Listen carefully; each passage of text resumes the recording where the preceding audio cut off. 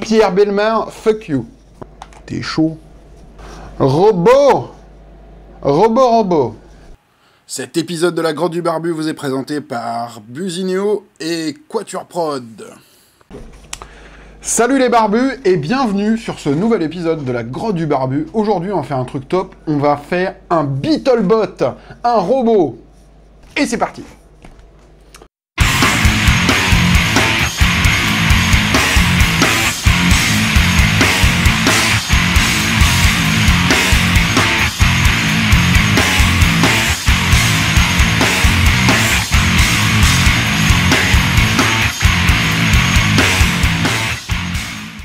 Et oui, aujourd'hui, on va se fabriquer un petit robot, pas comme Nono le petit robot, mais un petit robot qui est rigolo, qu'on appelle BeetleBot. Alors, c'est super pas moi qui l'ai inventé. Je mettrai les liens de la personne qui a fait le design, qui est plutôt malin. Et c'est un robot qui coûte pas grand-chose, parce que avec plein de petits trucs qu'on a récupérés ou qu'on a acheté pas cher, on peut en faire un. On va regarder tout de suite la liste du matériel, vous allez voir, super simple. Alors, de quoi est-ce qu'on a besoin? Alors, la première chose, on a besoin de deux moteurs 1,5 V, puisque c'est ce qui marche avec des petites piles AA ou LR6. Alors, ça se vend, c'est super pas cher. Ceux-là, je les ai achetés 1 € pièce dans un truc de modélisme pourri qui est pas loin. Si jamais vous n'avez pas de truc de modélisme, j'ai trouvé une feinte, c'est de prendre comment on dit ça, une brosse à dents électrique qui vibre et à l'intérieur il y a un petit moteur 1,5 V justement parce que ça tient avec une pile. Alors, ouais, si t'as envie. Ça marche très bien, sauf que moi j'ai un peu ruiné la connexion. Et voilà, donc je l'ai ruiné. Donc, mais c'est récupérable si vous n'avez pas de magasin de modélisme dans le coin. On a besoin de deux petits switch inverseurs.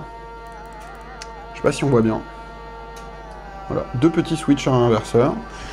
On a besoin d'un battery holder, je sais pas comment on dit ça en français, un truc pour mettre la batterie, où il y aura en fait les deux piles 1,5 V. Support de pile. Voilà, support de pile 1,5 V. Et on va avoir besoin de... je sais même plus comment on dit ça. Des trombones, voilà, des petits trombones. Je vais t'arranger, c'est... Ben ouais, c'est je me Jean-Claude Van Damme ici. Alors vous allez voir, c'est super simple. Alors il y a un petit schéma que j'en mettrai un lien et j'en mettrai un en ligne pour vous montrer exactement ce que c'est. Mais c'est super simple. Le principe, on va se servir de notre battery holder comme base pour notre BeetleBot. Et le principe, c'est que... Arrête de rigoler, c'est pas drôle. Le principe, c'est qu'on va coller nos deux batteries, nos deux moteurs sur le côté, qui va permettre au BeetleBot d'avancer. Et en fait, à chaque fois que le contacteur sera activé par un obstacle X ou Y, et ben en fait, ça va permettre d'inverser le moteur et donc d'aller un peu en arrière. Vous allez voir, c'est super simple. Donc, première chose, qu'est-ce qu'on va faire? On va essayer de placer un peu tous nos éléments sur notre battery holder. Putain, faut que je trouve un nom, quoi, parce que je sais pas... Support de pile, nous dit Fred. Le schéma est vraiment pas compliqué. Alors, la première chose qu'on va essayer de fixer, c'est nos deux petits switch. On va les mettre à peu près comme ça. Le principe, c'est que d'abord, on va souder les pattes pour avoir les connexions. Et ensuite, on va le coller grâce à notre ami le pistolet à colle. Une de mes armes préférées avec le scotch. On va souder ça, et puis on va commencer à monter notre petit BeetleBot. Donc première étape, ce qu'on va faire, c'est qu'on va prendre 3 couleurs de câbles. Alors là aussi, c'est Fred qui va choisir les couleurs. Fred, tu peux choisir les couleurs, c'est à toi. Moi, je verrais bien un marron, parce que c'est bien moche. Tu veux quoi? Bleu, vert, blanc. Ah ouais. Et... Ah, le jaune est bien aussi. On a le trio gagnant. Et alors, attention, par rapport à l'épisode précédent, où je dénudais et je coupais avec mon fidèle Laserman, j'ai investi dans une pince à dénuder. Attention, 6 €. Hein. Et dans... par contre, là, j'ai pris une bonne pince coupante, Dexter, encore une fois. Donc, je vais couper 2 câbles de chaque couleur. à peu près, je sais pas, 5 cm, c'est entre 5 et 10 cm de long. Pour juste avoir un peu de marge, je vais les nuder et on va souder.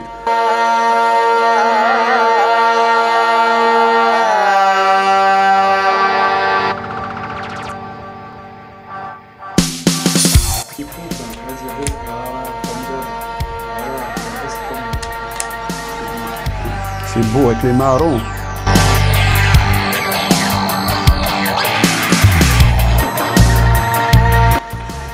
Alors voilà, j'ai dénudé mes câbles. Maintenant, je vais les souder sur mes petits trucs. Je fais appel à mon copain. C'est l'ami de l'électronicien, notre troisième main. Alors là, il n'y a pas spécialement de méthode. Moi, en général, ce que je fais, un peu comme d'habitude, je recoupe un peu, je recoupe. Oh là là! Non, je fais un pli sur le câble. Comme ça, il a tendance à se poser, tu vois. Magique. C'est magique, et ça marche. Et ensuite, pouf, je mets juste un petit point de soudure, et puis c'est parti. Comment il veut bien rester en place, connard. Voilà. Donc je vais mettre violet, jaune, marron.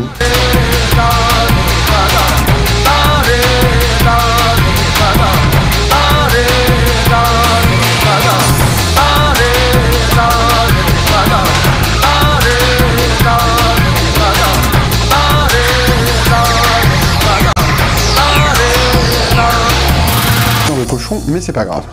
Donc voilà, première chose, on a connecté nos deux petits switch qu'on a où on a mis des câbles exactement de la même couleur, aux mêmes positions, comme ça on va pouvoir s'y retrouver un peu mieux. Busineo est la première plateforme d'échange de contacts professionnels. Grâce à Busineo, vous pouvez obtenir la carte de visite avec les coordonnées directes de tout professionnel, et ce gratuitement en quelques clics.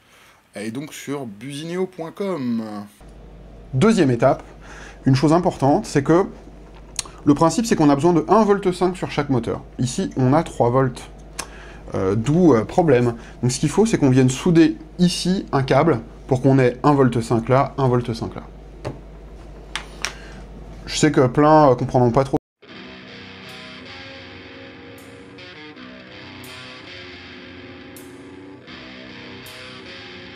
Le principe, c'est que là, on a un truc qui va tenir deux fils de 1,5 V qui est monté en série. C'est-à-dire, on fait plus, moins, moins, plus. Donc, au final, entre ces deux bornes, on a 3 volts. Nous, on a deux moteurs qui font 1,5 V, pas 3 volts. Donc, le principe, c'est qu'on va prendre... Voilà. On va prendre cette cosse-là et celle-là, 1,5 V. Cette cosse-là et celle-là, 1,5 V. Troisième étape, donc, puisque ça, c'était la deuxième, on va coller nos petits switches. Le principe, c'est de les coller comme ça. Et ensuite, on va coller après un espèce de... Je sais même plus comment ça s'appelle, fuck. Voilà, un trombone, ici, pour allonger un peu les antennes de notre robot. Alors, le pistolet à colle, c'est vraiment cool. Le seul danger, c'est que c'est la colle qui est chaude.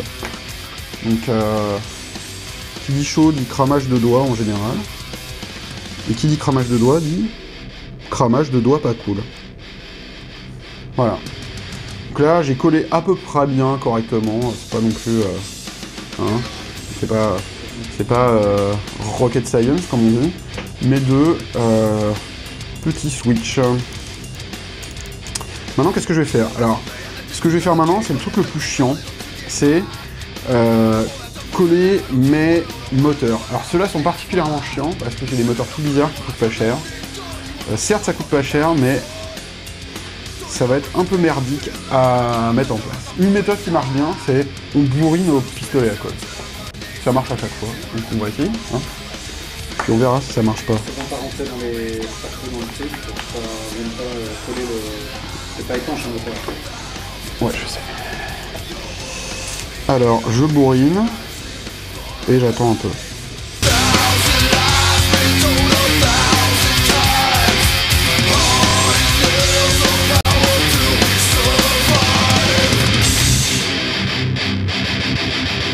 Donc voilà plus ou moins notre robot, notre BeetleBot qui est presque quasiment fini. Il y a un dernier élément qui est, on va lui lever un peu les fesses, et comment est-ce qu'on va faire ça? De façon super simple. Où là, on va prendre notre petit trombone. T'as vu ça? Je m'en suis souvenu cette fois-ci. Et super simplement, on va le coller au cul ici, juste pour qu'il traîne pas, que le cadre ici traîne pas par terre comme un gros cochonou, quoi. Donc comme ses autres copains, un gros coup de pistolet à colle dans sa gueule.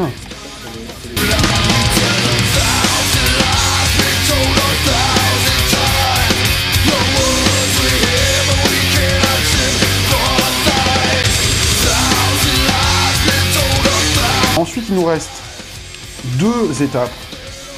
La première qui va être de réaliser le câblage qu'on a sur notre schéma, et la deuxième qui va être de mettre en fait des petits trucs sur les axes pour que notre petit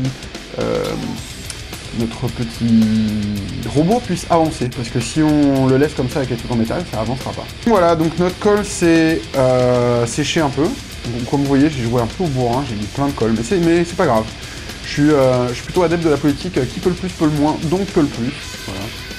Donc, et comme on le voit ici, et ben en fait notre petit robot à trois pattes, il repose bien ici. Étape suivante, on va utiliser des tubes thermo-rétractables pour... on va les rétracter ici sur les axes pour qu'en fait il ait un peu de... je sais pas comment on dit ça, pas de maintien, mais il a un peu de grip. Putain, je suis complètement Jean-Claude Vandamifié, quoi. Il y a la moitié des mots, honnêtement, je les connais même pas en français, quoi. Donc, qu'est-ce que je fais? Je vais découper des petits bouts de trucs thermo-rétractiles. Alors, comme d'habitude, j'ai toujours pas de airgun. Je sais pas non plus comment on dit ça en français, quoi. Tu sais, les trucs pour décoller la peinture, puis balance de l'air chaud. De l'air très très chaud. Un décapeur thermique, voilà. Normalement, si vous voulez faire ça proprement, vous utilisez un décapeur thermique, comme le dit le monsieur. Alors par contre, j'ai joué un peu au bourrin. En plus, ça coûte pas cher, ça coûte quoi, 25 €, un truc comme ça. C'est pas vraiment un truc très cher. Mais j'en ai pas. Voilà, j'en ai pas. Et j'ai essayé avec un sèche-cheveux, ça marche pas. Hein. Sinon, en même temps, tes cheveux, ils sont pas bien, quoi. Chérie, qu'est-ce qui se passe? J'ai essayé de me sécher les cheveux avec le airgun, ça marche bien, hein. Mais pas dans le sens qu'on voudrait.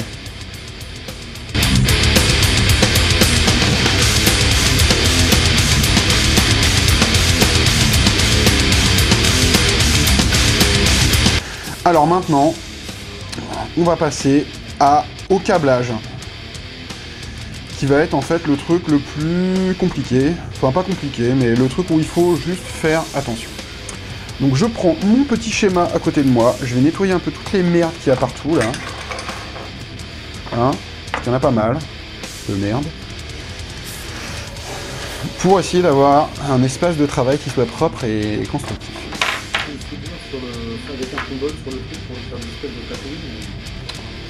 Ah oui, c'est vrai, mais non, ça on le fera après avec le pistolet à colle. D'abord, j'aimerais bien juste vérifier que ça marche. Donc,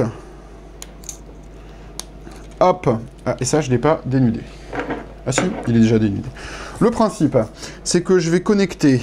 je vais essayer de suivre le schéma. Je vais connecter le violet au vert, ici. Ça risque d'être un poil compliqué. Oh là là. Reportez-vous au schéma suivant. Ouais, reportez-vous au schéma suivant, parce que franchement, voilà. Vu que déjà moi j'ai des couleurs qui matchent pas et tout. Donc, violet, vert. Donc ensuite je sors, je viens me connecter ici. Au point qui est au milieu. Ensuite, j'ai quoi? J'ai le... Normalement, ça va être le vert qui vient se connecter ici. Et le rouge va se connecter à l'autre violet. Avec Quatuor Prod, la qualité est source d'efficacité. La création des sites sur mesure est faite pour les internautes. Quelle que soit la prestation choisie, nous commençons toujours par vous écouter avant de vous proposer une solution. Alors n'hésitez plus à nous contacter ou visiter notre site web pour en savoir plus, quatuorprod.com.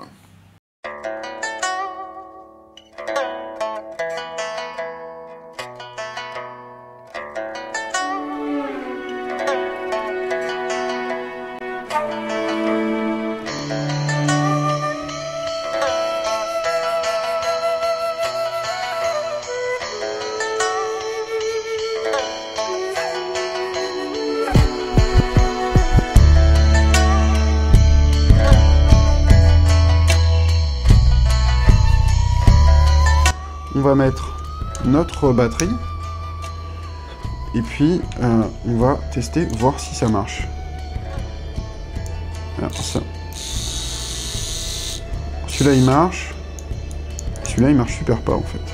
Ah parce que j'ai. Alors je pense que.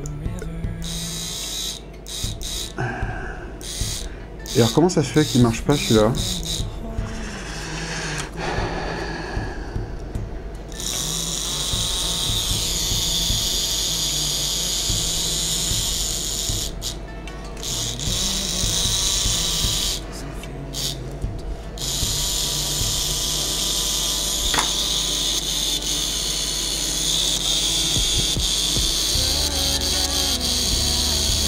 Alors on le voit peut-être pas, mais ici en fait, il y a un des deux moteurs qui marche très bien et l'autre qui marche pas.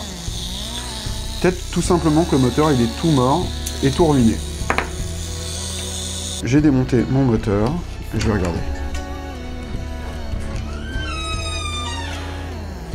Et ouais, c'est mon moteur qui est mort. Ce que je vais faire, c'est que je vais juste finir le câblage avec celui-là, encore que ça fait chier quoi. J'en avais un en rab normalement. J'en ai un ici en rab. J'ai toujours des moteurs en rab. Qui celui-là marche. On fait quoi? On change? Allez, on change. Will I make it back to shore or drift into the unknown?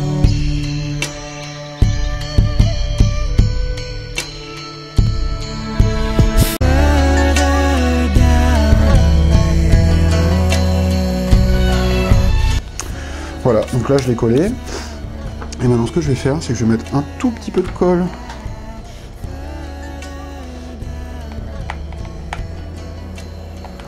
Sur notre ami le trombone. T'as vu, cette fois-ci je m'en suis souvenu. Et alors là c'est la seule partie délicate, c'est de le mettre sur le truc. Et voilà. Et normalement ce sera bon. Alors, faut pas que les fils soient en plein milieu ou dans le chemin, mais si vous en avez marre des blagues pourries de Fred, vous pouvez envoyer un SMS. Apparemment, vous en avez pas marre, parce que j'ai reçu 2 mails où vous disiez non, les blagues pourries de Fred, je les aime bien. Putain, il y a certains, hein, ils... Voilà. Donc là, on est presque bon. On reprend notre petit schéma pour finir notre câblage. On peut, là, cette fois-ci, enlever le pistolet à colle. Donc, quels sont les câbles qui nous manquent? On a celui-là... Alors, qui est... Oh là là, putain, c'est le bordel. Alors, normalement, il y a vert et rouge ici, qui viennent avec le orange là. Je peux te demander si c'est vrai ou pas vrai, de toute façon, tu t'en sauras rien, donc... Je fais ce que je veux avec mes cheveux.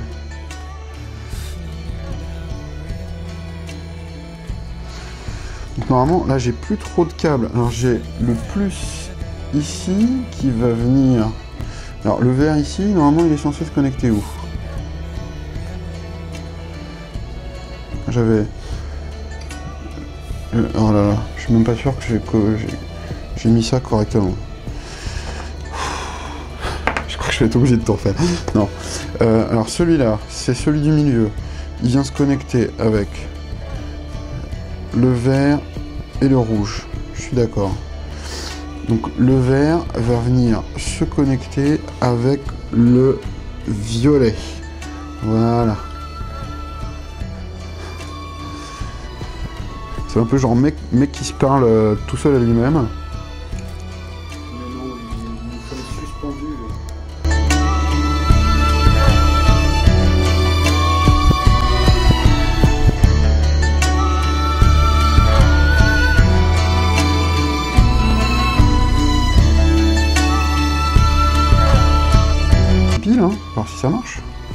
que t'es partant. Voilà.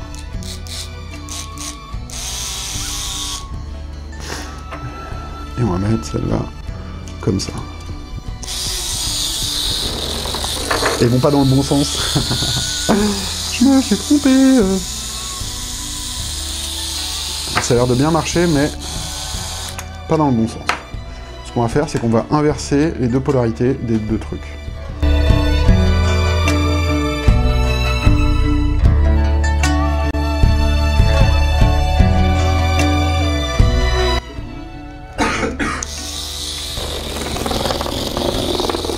Ah Et j'ai pété, en fait, ouais, bon, voilà. Ah Alors, ça marche pas mal, mais c'est un peu violent. Alors, ce que je vais essayer de faire, je vais faire un test en les essayant de les actionner à la main. Est-ce que t'es d'accord? Oh, c'est pas mal du tout, hein. Je crois qu'il faudrait un bumper plus Ouais, conséquent. plus violent. Devant, Ah Alors, c'est plutôt super rigolo. mettez un interrupteur. D'enlever les piles à chaque fois, c'est chiant. Et alors, il est où mon deuxième? Je pense que mon deuxième, il a volé par terre. Et là, un des problèmes, c'est qu'il faut vraiment fixer ça super bien. Donc je pense qu'on va faire un dernier essai, c'est qu'on va le souder. Ouais. Je pense que devrait...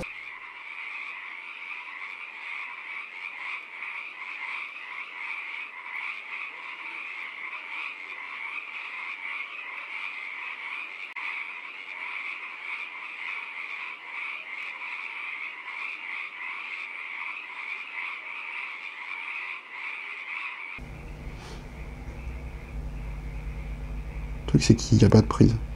Non, ça se soudera pas, c'est pas grave. On trouve un autre moyen.